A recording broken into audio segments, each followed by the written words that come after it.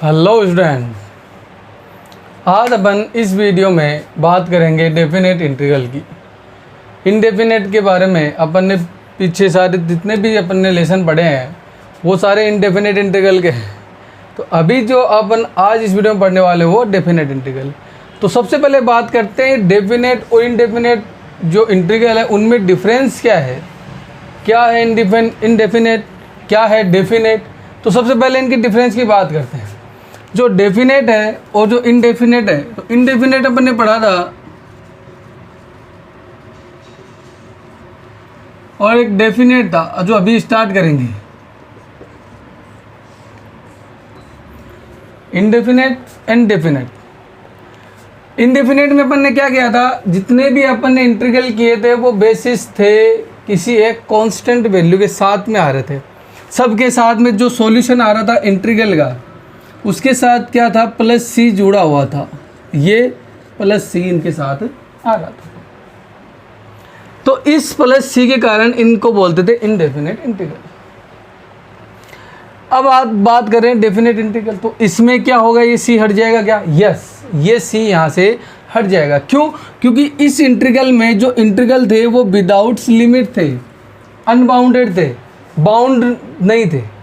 या जो अपन इंटीग्रल पढ़ेंगे वो सारे बाउंडेड होंगे, किसी ना किसी एक दो वैल्यू से बाउंडेड होंगे। जैसे खेत का एक स्क्वायर सपोज कर लिया, स्क्वायर का खेत अपने पास, तो ये बाउंडेड है कि यहाँ से लेके इतनी दूरी तक यही अपना खेत है।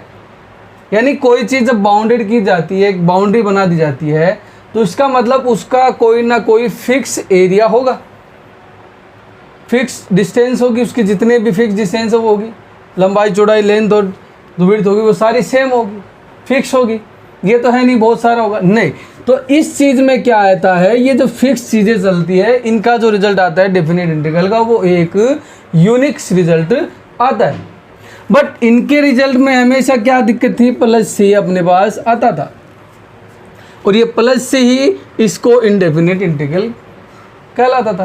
क्यों भाई? इसके कारण ये इनडेफिनेट इंटीग्रल होते थे, क्यों? सी इज द कोई फिक्स वैल्यू नहीं थी, कुछ भी हो सकती थी। तो इसलिए इसको इनडेफिनेट, और डेफिनेट के लिए कंडीशन क्या हो गई, इसका कोई ना कोई फिक्स रिजल्ट आएगा, इसलिए इसको डेफिनेट इंटीग्रल कहेंगे। अब ये इंटीग्रल मैंने कहा ये बाउंडेड हो जाएंगे, तो बाउंडेड हो गए कैसे? जैसे कोई इंटीग्रल होगा ये बाउंडेड कर दिया जाएगा। जैसे सपोज किया ये कहीं ना कि ए टू बी, इसको बाउंडेड कर दिया। इसका मतलब क्या हो गया, ये अपर बाउंडेड क्या हो गया बी से, और लोअर बाउंडेड क्या हो गया ए से। अब इनको बोलते हैं अपन लिमिट्स के फॉर्म में, इनको बोलते हैं लिमिट्स के फॉर्म में। तो ये इसको बोलते हैं अपर लिमिट, इसको बोलते हैं लोअर लिमिट। तो ये जो इंटीग्रल हो जाएगा एफ एक्स डी एक्स, तो ये हो जाएगा डेफिनेट इंटीग्रल, और ये हो जाएगा एफ एक्स डी एक्स, ये हो जाएगा इनडेफिनेट इंटीग्रल। तो ये दोनों में डिफरेंस है। इसका फिर से इसमें कौन सी वैल्यू सी आती है, अब इसमें कौन सी वैल्यू सी हट जाएगी, क्यों? ये एक the unique solution, give the unique solution. Okay, तो यहाँ तक अपने पास इन दोनों में डिफरेंस अपन ने पढ़ लिया गया, इनडेफिनेट और डेफिनेट इंटीग्रल में डिफरेंस क्या था। तो अब जो है इंटीग्रल है डेफिनेट इंटीग्रल भी, अब ये डेफिनेट इंटीग्रल भी अपने पास दो टाइप्स के हैं। डेफिनेट इंटीग्रल भी अपने पास क्या है, दो टाइप्स के हैं। तो अपन इन दोनों के बारे में पढ़ते हैं। तो डेफिनेट इंटीग्रल जो है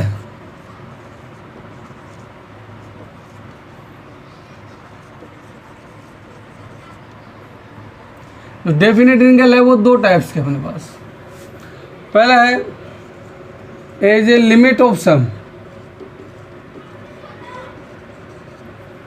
और जो सेकंड है वो है फंडामेंटल थ्योरम।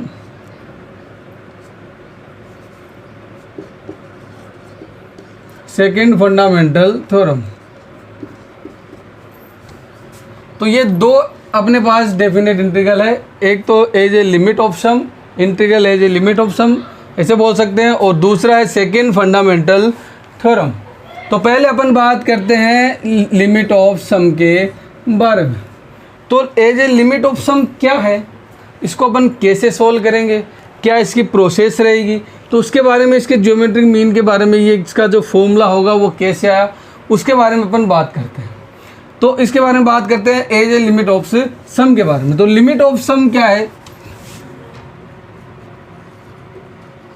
लिमिट ऑफ सम यहां से देखिए, मैं एक अपने पास कोई फंक्शन लेता हूं, normal y equal to f x, simple सा y equal to f x मैंने कोई फंक्शन ले लिया, एकदम कैसा भी आपकी इच्छा हो जैसा ले सकते हो, y equal to f x. अब मेरे को इसको मैंने क्या कर दिया, बाउंडेड कर दिया, x इक्वल टू एक्स, ये हो गया y, और ये कोई y equal to f x function है, ये इसका ओरिजिन हो गया। तो मैंने यहाँ से लेके यहाँ तक बाउंडेड कर दिया इसको, ये x की वैल्यू होगी, तो ये सपोज कर लिया x equal to a and this x equal to b. अब यहाँ से जो अपन इंटीग्रल फाइंड आउट करूँगा तो इसको बोलते हैं, ये जो एरिया है, जो एरिया फाइंड आउट होगा इसको इंटीग्रल की फॉर्म में लिखते हैं, limits a to b f x d x. और ये जो एरिया निकलता है, इसका मतलब जो इंटीग्रल है, जो अपने पे डेफिनेट इंटीग्रल है, जो डेफिनेट इंटीग्रल है वो किस में काम आया, किसी ना किसी कर्व का एरिया फाइंड आउट करने का। तो यहाँ से पता चल गया कि डेफिनेट इंटीग्रल जो है वो हमेशा अपने को कोई एरिया फाइंड आउट करके देता है। किसी भी कर्व का एरिया फाइंड आउट कर सकते हैं अपन डेफिनेट इंटीग्रल से। तो यहाँ से बात समझ में आ गई, जो डेफिनेट इंटीग्रल है वो एरिया फाइंड आउट करवाता है ऑफ एनी कर्व। तो फिर बात है कि भाई जो एरिया फाइंड आउट करता है, तो एरिया तो किसी ना कोई सर्किल, स्क्वायर, रेक्टेंगल वगैरह ऐसे होते हैं। बट ये यहाँ से देखिए, यहाँ से इसकी जो ऊंचाई है, ये हाइट वगैरह है, वो कैसे जा रही है, तो यहाँ से इसकी हाइट वगैरह है, ऊपर नीचे है। तो फिर बात I as a limit of सम की।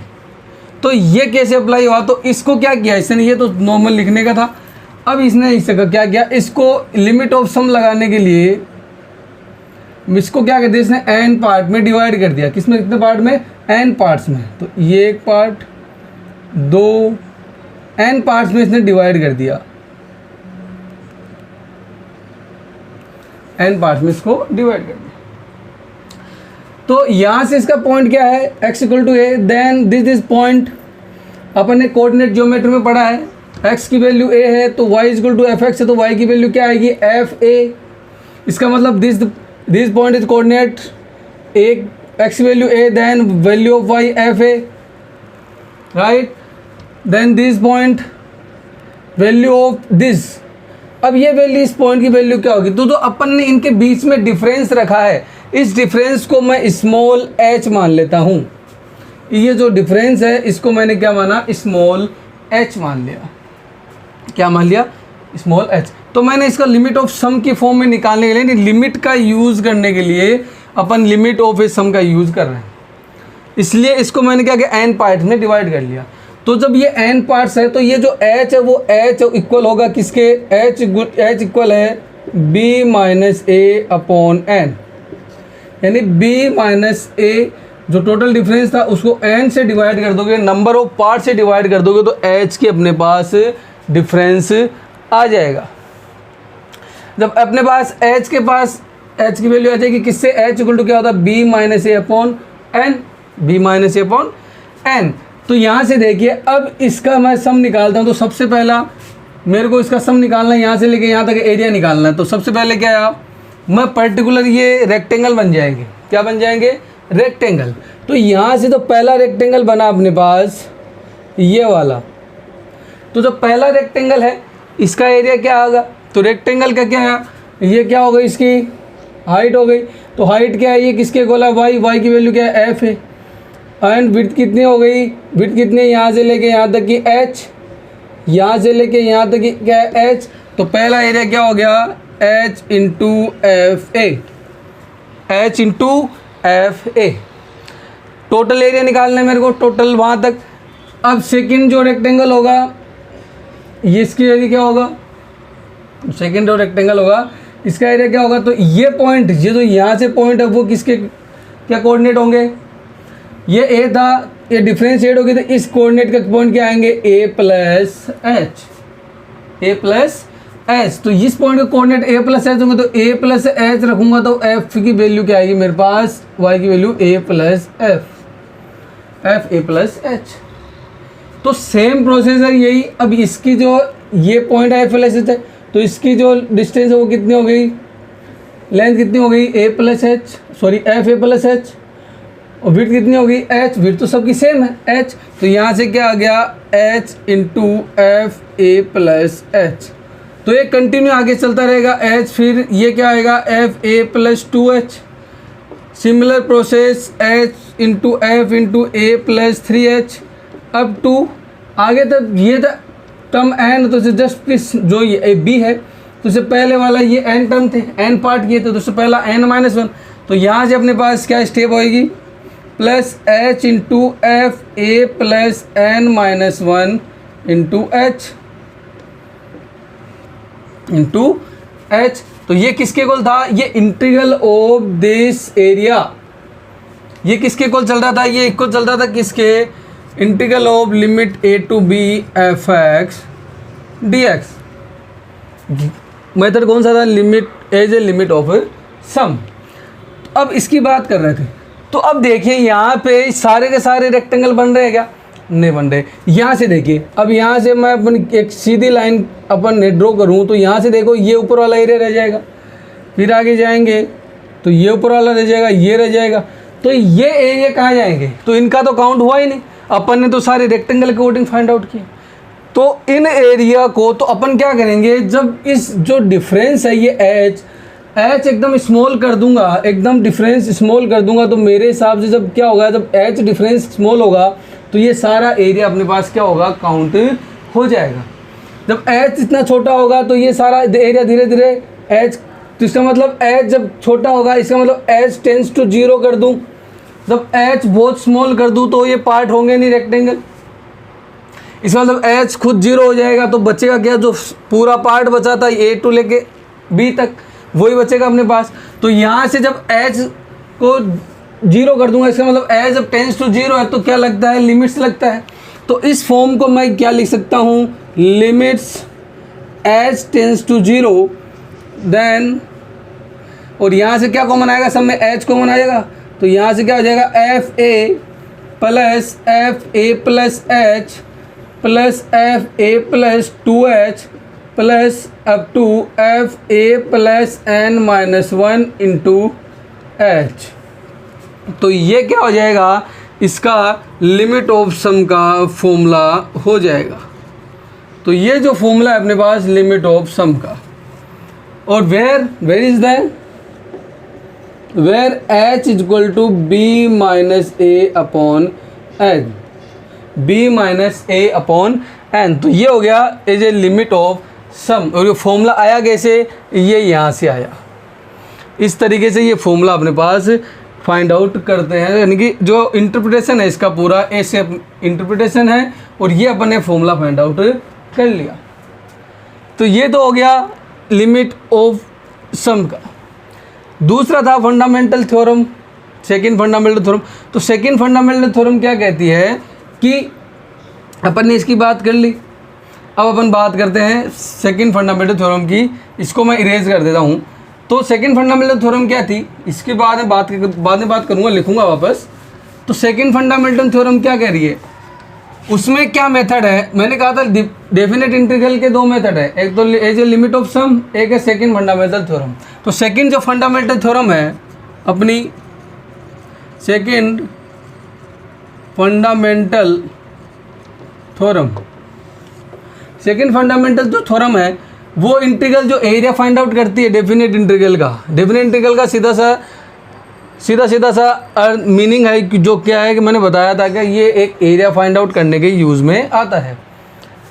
तो दिमाग में जब भी कोई पूछे कि डेफिनेट इंटीग्रल यूज़ किया, तो सीधा सा बोलना है कोई एरिया फाइंड आउट करने के लिए डेफिनेट इंटीग्रल यूज होता है। वो कैसा भी एरिया हो सकता है, उसमें कोई डिफेंड नहीं है।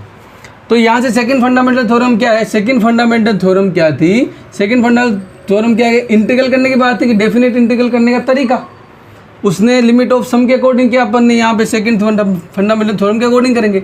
तो ये ए टू बी फंक्शन है अपने पास एफ एक्स डी एक्स।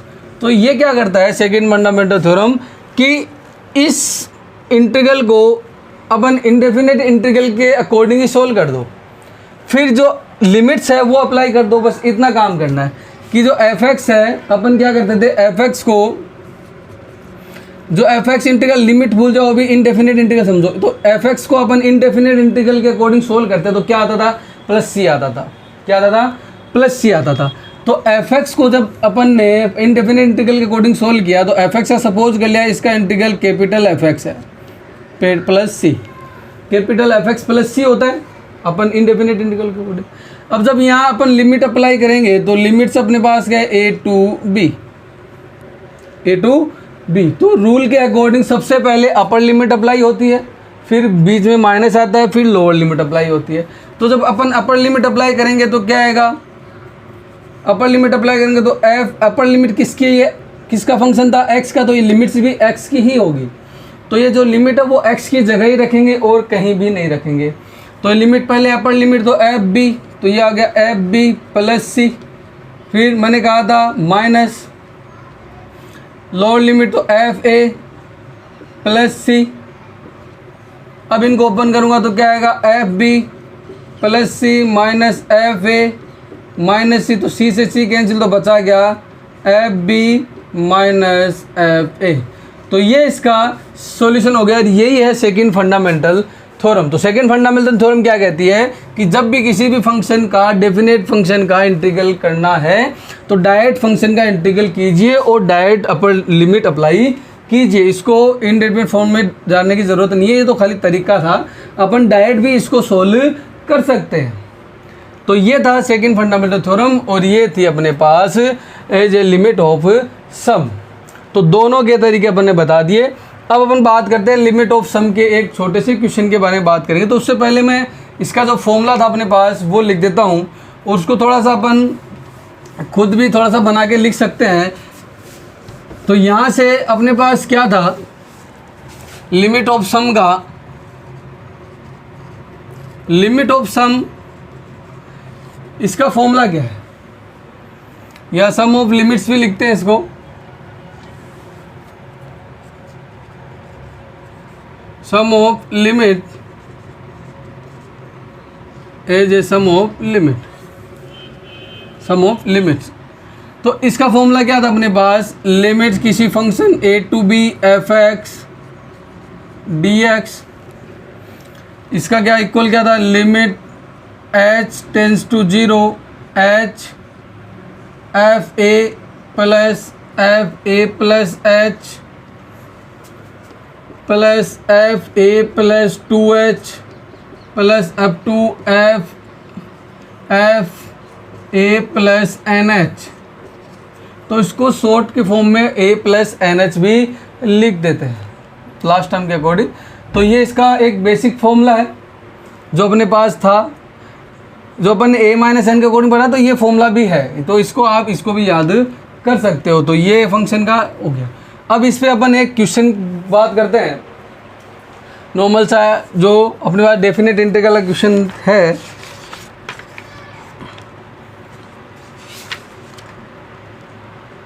अपने पास दे रखा है, क्वेश्चन नंबर है,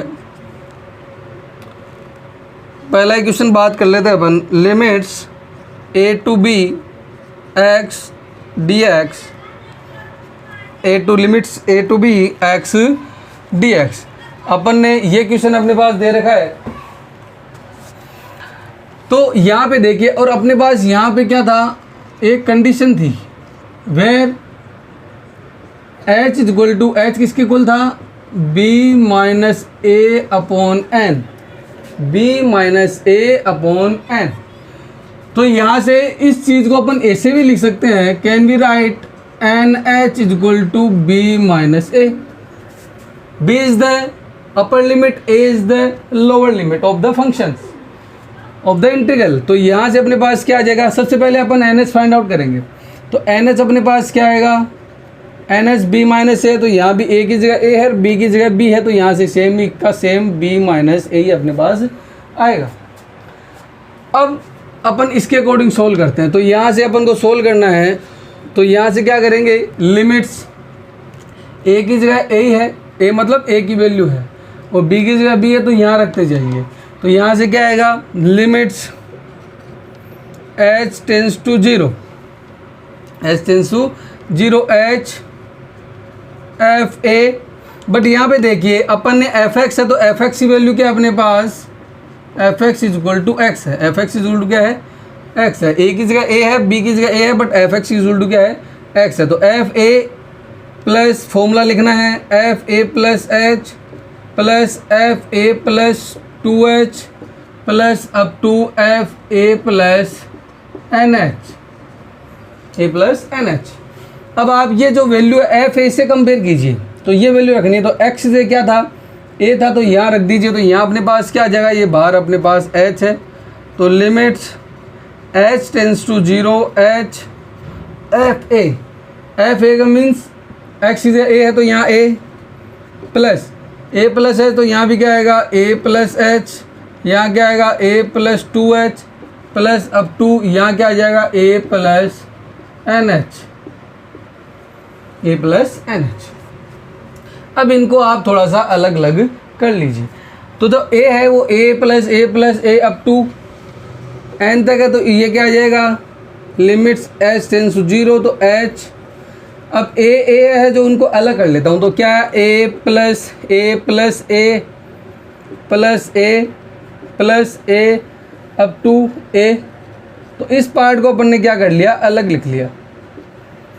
प्लस यहाँ से h स्टार्ट है, तो h प्लस 2h, तो h plus 2h plus 3h plus up two plus का NH, यही आएगा अप टू ये ब्रैकेट इसका क्लोज। अब a प्लस इनमें सब में क्या आ रहा है, a कॉमन आ रहा है, तो a जब इनमें कॉमन आ जाएगा तो क्या बचेगा भाई, h टेंस टू 0 h, यहाँ से a कॉमन आके क्या बचा 1 plus 1 plus 1 plus up to 1 plus यहाँ क्या कॉमन आ गया, h कॉमन आ गया, तो क्या बचा 1 plus 2 plus 3 plus up to n।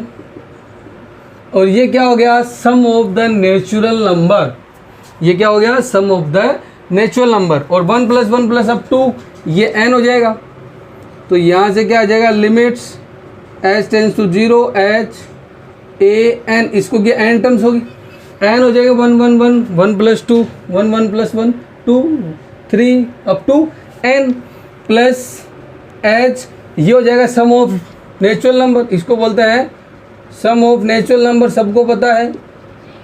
तो सम ऑफ नेचुरल नंबर किसको होता है, n into n plus 1/2, n into n plus 1/2। तो यहाँ से क्या आ जाएगा, n इंटू n प्लस 1/2। अब ये जो बाहर वाला h है वो अंदर मल्टीप्लाई करेंगे, तो जब हम अंदर मल्टीप्लाई कर देंगे तो क्या आएगा, लिमिट्स h टेंस टू 0, ये क्या आ जाएगा a n h प्लस यहाँ से एन एच पहले बना, क्यों एन एच बनाएंगे, क्यों एन एच की वैल्यू अपने पास है बी माइनस ए, तो सारी जगह आप क्या करोगे एन एच बनाओगे। यहाँ से अपने पास एक एच है, ये एन एच बन गया, तो ये जो एच आएगा वो डायरेक्ट अंदर मल्टीप्लाई कर देंगे एन प्लस 1 के साथ, इसके साथ एन प्लस 1 के साथ। तो यहाँ क्या बना लेगा, ये n h plus h upon 2। अब एन एच की वैल्यू क्या थी अपने पास बी माइनस ए, वो आप पुटअप कर दीजिए। तो यहाँ से क्या आएगा, तो limit h tends to 0, h tends to, तो एन एच की वैल्यू क्या थी a into b minus a, plus n h की वैल्यू क्या थी b माइनस ए, और यहाँ भी क्या वैल्यू थी b minus a plus h upon 2। अब यहाँ पे क्या करना है, लिमिट अप्लाई कर दीजिए। तो लिमिट अप्लाई करूँगा तो h टेंस टू 0, तो h 0 है, तो h कहाँ है, ये 0 है, तो बचा क्या a into b minus a plus b minus a, यहाँ 0 हो गया तो क्या बचा b माइनस ए, तो b माइनस ए क्या हो जाएगा b माइनस ए का होल स्क्वायर। तो this is the answer of this question. अब इसी क्वेश्चन को अपन सेकंड फंडामेंटल थ्योरम के अकॉर्डिंग करते हैं। तो आप सेकंड फंडामेंटल थ्योरम के अकॉर्डिंग करो, चाहे एज ए लिमिट ऑफ सम के अकॉर्डिंग करो, दोनों का सॉल्यूशन यूनिक ही होगा। यूनिक का मतलब क्या है, चाहे कोई भी इसका सॉल्यूशन करो, इसका सॉल्यूशन ये ही आएगा। तो अपन बात करते हैं इसकी कि इसमें फंक्शन में अप्लाई कैसे होती है। तो देखिए यहाँ से अपन इसको सोल्व करते हैं, अपन इसको सोल्व भी कर सकते हैं, आप करना चाहो तो, आप जो करना चाहो तो आप इसको सोल्व कर सकते हैं, और करना चाहो तो आपकी मर्जी है। अब अपन बात करते हैं इसके सेकंड फंडामेंटल थ्योरम के बारे में। इसी क्वेश्चन को सेकंड फंडामेंटल थ्योरम के अकॉर्डिंग वहाँ पे, सॉरी इसी को नहीं, ये तो क्वेश्चन था, सॉरी फॉर्मूला था, इस क्वेश्चन को अपन सेकंड फंडामेंटल थ्योरम के अकॉर्डिंग सोल्व करते हैं। तो यहाँ से क्या आएगा अपने पास, तो देखिए यही इसको मैं ऊपर इरेज करके सोल्व करता हूँ। तो अपन जो नॉर्मल इंटीग्रल है वो ऐसे करते हैं। तो x का इंटीग्रल है, तो x है जो, तो x का इंटीग्रल क्या होगा, x का इंटीग्रल क्या होगा, x स्क्वायर बाई 2, x का integral x square by 2, then use the limit a to b। तो सबसे पहले अपन क्या करेंगे, अपर लिमिट अप्लाई करूँगा, अपर लिमिट अप्लाई करूँगा तो क्या आएगा, b square upon 2, b square upon 2, फिर लोअर लिमिट तो माइनस का a स्क्वायर अपॉन 2। इस मीन्स इसको मैं लिख सकता हूँ 1/2 इंटू बी स्क्वायर माइनस ए स्क्वायर, बी स्क्वायर माइनस ए स्क्वायर। तो ये इसका राइट सॉल्यूशन हो जाएगा। अब बोलोगे सर इसमें क्या मिल रहा है, तो आप इसको सोल्व कीजिए, मैं इसको सोल्व करके बताता हूँ। तो इसी चीज़ को अपन ऊपर सोल्व करते हैं। तो अपन ने आंसर देख लिया इसका, ये आएगा। तो देखिए ए बी, इसको अंदर मल्टीप्लाई कर दीजिए, एलसीएम ले लीजिए और इसको ओपन कर दीजिए। तो यहाँ से क्या आएगा, 2a into b minus a plus b square plus a square minus का 2ab। तो यहाँ से अपने पास एलसीएम में 2 है, ओपन कर दीजिए, ऊपर वाले ओपन करोगे तो क्या आएगा, 2ab माइनस का 2a स्क्वायर, 2ab माइनस का 2a square plus b square plus a square minus का 2ab अपॉन 2a। तो 2ab से 2ab कैंसिल, ए स्क्वायर में से 2a स्क्वायर में से ए स्क्वायर गया तो माइनस का ए स्क्वायर, तो बचा क्या बी स्क्वायर माइनस ए स्क्वायर अपॉन 2। तो आप इसको सोल्व कीजिए, मैंने कहा था इसको आप सोल्व करना, तो अपने पास इसका मेन सॉल्यूशन आ जाएगा। तो ये देखिए इसका सॉल्यूशन भी ये है, इसका सॉल्यूशन भी ये है। तो सेकंड फंडामेंटल थ्योरम से आप सोल्व करो, चाहे आप एज ए लिमिट ऑफ सम से सोल्व करो। लिमिट ऑफ सम से थोड़ा सा मेथड बड़ा है, और फंडामेंटल थ्योरम से देखो 2-3 लाइनों में अपने पास क्वेश्चन पूरा हो गया। तो आपकी मर्जी है, जिस आपको यदि सम ऑफ लिमिट्स के अकॉर्डिंग पूछेगा तो आपको मेथड का नाम देगा। यदि आपको सम ऑफ लिमिट्स के से पूछेगा तो सम ऑफ लिमिट्स का नाम देगा कि इस मेथड से आप सोल्व कीजिए। यदि आपको ये मेथड का नाम नहीं दे रहा है तो आपकी जो इच्छा है आप उस मेथड से सोल्व कर सकते हैं। तो अपन बात करते हैं अब नेक्स्ट क्वेश्चन की। एक्सरसाइज अपन ने पहला क्वेश्चन कंप्लीट कर लिया है, इसका दूसरा क्वेश्चन के बारे में बातें करते हैं। तो एक्सरसाइज अपने पास आज 7.8 के बारे में बात करेंगे। तो एक्सरसाइज 7.8 में अपने पास क्वेश्चन नंबर जो सेकंड है, एक्सरसाइज अपने पास 7.8 है, इसका क्वेश्चन नंबर सेकंड अपने पास जो लिखा है, limits 0 to 5 x plus 1 into D x, x plus 1 into D x. तो यहाँ से कंपेयर कीजिएगा उस फॉर्मूले से। तो लिमिट a to b थी, तो a की वैल्यू यहाँ क्या है, तो यहीं आगे लिख दीजिएगा। तो a की वैल्यू 0 है, b की वैल्यू 5 है, f(x) की वैल्यू क्या है, x प्लस 1 है, और कुछ नहीं चाहिए। a की वैल्यू 0, b की value 5, limit a to b होता है, f(x) वैल्यू x प्लस 1। तो मैंने कहा था, सॉरी, सबसे पहले NH की वैल्यू फाइंड आउट करो, और NH अपने को पता है b माइनस a। तो NH इक्वल टू क्या होता है, NH equal to b minus a। तो value of b 5 and value of a 0, then is equal to 5। तो NH की वैल्यू क्या आ गई अपने पास, 5। अब फॉर्मूला अप्लाई कर दीजिएगा। तो सबसे पहले आप फॉर्मूला लिखना, फॉर्मूला मैंने लिख दिया था, आप हमेशा फॉर्मूला लिखना। सबसे पहले मैं डायरेक्ट अप्लाई कर रहा हूँ। तो लिमिट h टेंस टू 0 बार h। तो सबसे पहले क्या था, एफ ए की वैल्यू क्या है, a की वैल्यू क्या है 0। तो f 0 प्लस f a plus h, it means 0 plus h. Third f a plus 2h, तो 0 plus 2h plus up to f a plus nh, तो 0 plus nh, 0 plus nh। अब यहाँ से आप क्या करोगे, f0 है तो ये z अप्लाई किसमें करना है, fx में। इनसे क्यों fx पे कंपेयर होगा, तो fx से कंपेयर होगा तो fx में आप कंपेयर करोगे तो क्या आएगा, h tends to 0 h f0, तो यहाँ रखोगे 0 तो यहाँ क्या बचेगा, क्यों x की वैल्यू 0 है तो क्या बचेगा 1, तो यहाँ बच गया 1। यहाँ क्या बचा f0 प्लस h मतलब fh यहाँ पे क्या बचेगा h प्लस 1, 0 प्लस 2h, इसका इट मीन्स यहाँ से क्या बचेगा 2h प्लस 1।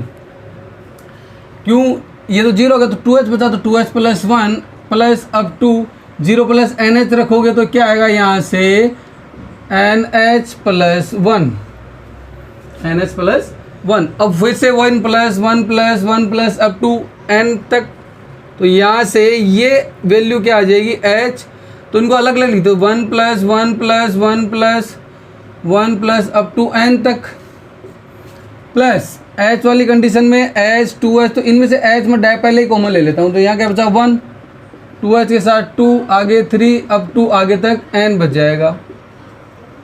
अब ये कितने टाइम होगी n तक आएगा, तो limit h tends to 0 h, ये कितना हो गया n, प्लस यहाँ से फिर ये क्या बन गया sum of natural numbers, sum of natural numbers. तो सम ऑफ नेचुरल नंबर क्या होंगे, sum of natural number of n into n plus 1 upon 2, यही बताया था अभी सम ऑफ नेचुरल नंबर।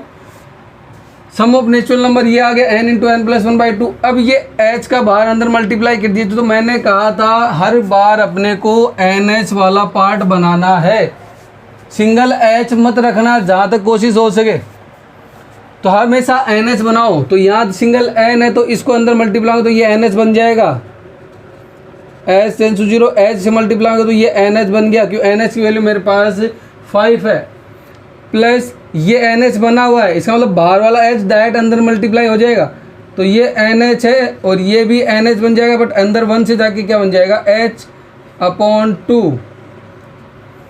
अब NH की वैल्यू रख दीजिए, तो NH की वैल्यू क्या होगी आपके पास, NH की वैल्यू अपने पास है 5, NH की वैल्यू 5 है, देख लीजिए ये रही, NH की वैल्यू 5 है, तो यहाँ 5 plus 5 into 5 plus h upon 2, ये h है।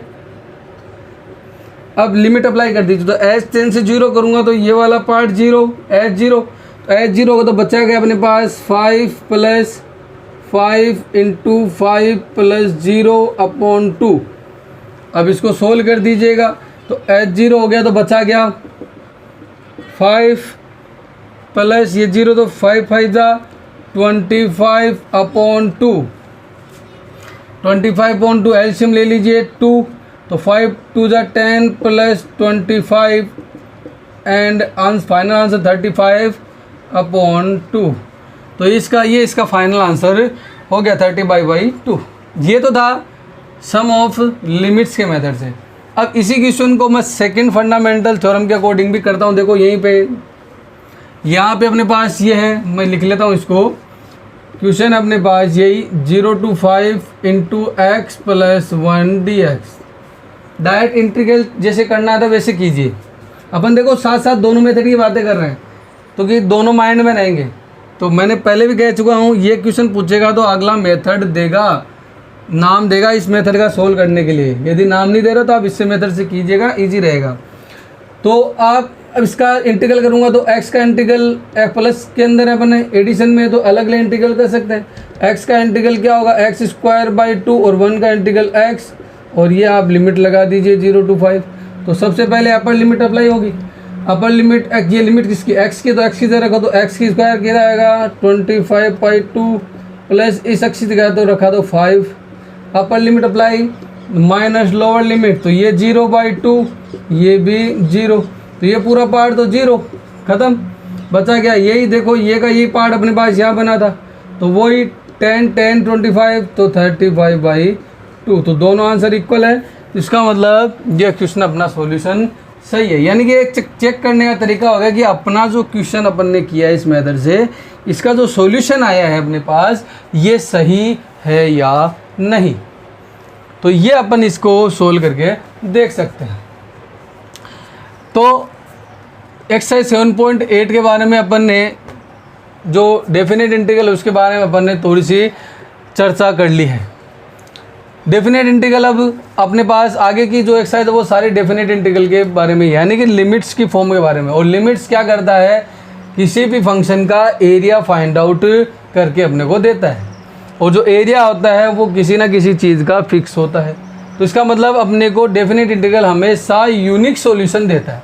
डेफिनेट इंटीग्रल जो है अपने पास वो हमेशा यूनिक सॉल्यूशन देता है। तो अपन ने डेफिनेट इंटीग्रल के दो मेथड पढ़े हैं, sum of limits and the second fundamental theorem of integral. तो अपन ने इंटीग्रल जो अपन सम ऑफ लिमिट्स के बारे में पढ़ लिया, इसके अपन ने दो क्वेश्चन भी कर लिए हैं एक्सरसाइज के। तो जो बाकी क्वेश्चन है वो अपन नेक्स्ट वीडियो में बातें करेंगे, और जो सेकंड फंडामेंटल थ्योरम है वो भी नेक्स्ट वीडियो में ही बातें करेंगे। चैनल को लाइक शेयर एंड सब्सक्राइब कीजिएगा। Thank you.